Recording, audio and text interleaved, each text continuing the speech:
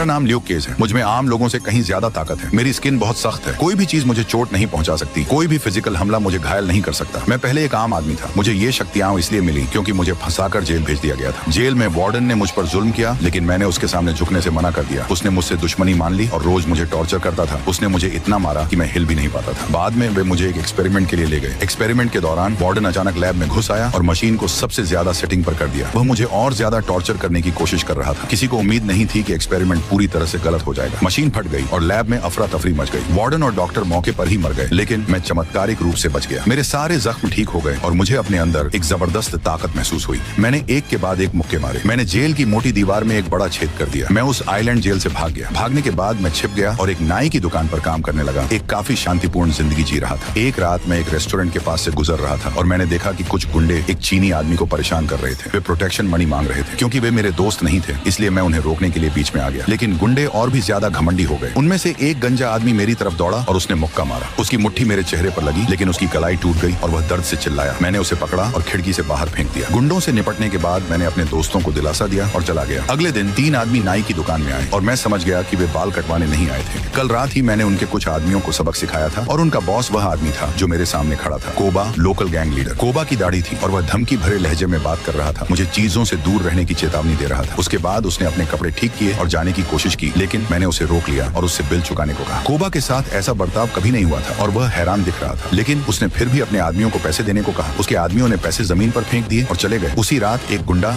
सब machine gun लेकर आया और नाई की दुकान के अंदर गोलियां चलाने लगा। मैंने तुरंत अपने दोस्त के बच्चे को अपने शरीर से बचाया। बदकिस्मती से मेरे दोस्त को गोली लगी और वह जमीन पर गिर गया। गोलीबारी के बाद 2 और गुंडे अंदर घुस आए और मेरे दोस्त का वॉलेट छीन लिया। जब वे चले गए तो मैं उठा और किस्मत से बच्चा ठीक था। पता चला कि हम दोनों ने बचने के लिए मरने का नाटक किया था। अपने दोस्त को जमीन पर पड़ा देखकर मैं बहुत दुखी हुआ। वह सिर्फ मेरा दोस्त नहीं था, वह मेरा एकमात्र परिवार था। मुझे बहुत गुस्सा आ रहा था। मैं अब और बर्दाश्त नहीं कर सकता था और मैंने अपने दोस्त का बदला लेने का फैसला किया। उस रात मैं गैंग के पास गया और उनसे कहा कि मैं अपने दोस्त को मारने जा रहा हूँ। मैंने उनके अड्डे का दरवाजा खोला। मैंने एक कार का दरवाजा तोड़ दिया और उसे ढाल के तौर पर इस्तेमाल किया। जब मैं बिल्डिंग के पास पहुंचा तो मैंने एक ही बार में मोटे मेटल के दरवाजे को तोड़ दिया। मैंने कार का दरवाजा अपने सामने रखा और अंदर घुसते समय सभी गोलियों को रोका। रास्ते में जितने भी गुंडे मिले मैंने सबको मार गिराया। मुझे एक सीक्रेट कमरा मिला और मुझे एहसास हुआ कि यह कोबा का छिपा हुआ खजाना था। मैंने एक बड़ा बैग खोला और वह कैश से भरा हुआ था। मैंने पैसों का एक बैग उठाया और दुनिया की परवाह किए बिना बाहर निकल गया। जब कोबा को पता चला कि मैंने पैसे ले लिए हैं तो वह बहुत गुस्से में था। मैं पैसे चीनी कपल के रेस्टोरेंट में ले गया और उनका बकाया किराया चुका दिया। तभी कोबा ने एक रॉकेट लॉन्चर उठाया और हमारी तरफ निशाना साधा। जब तक मैंने देखा तब तक बहुत देर हो चुकी थी।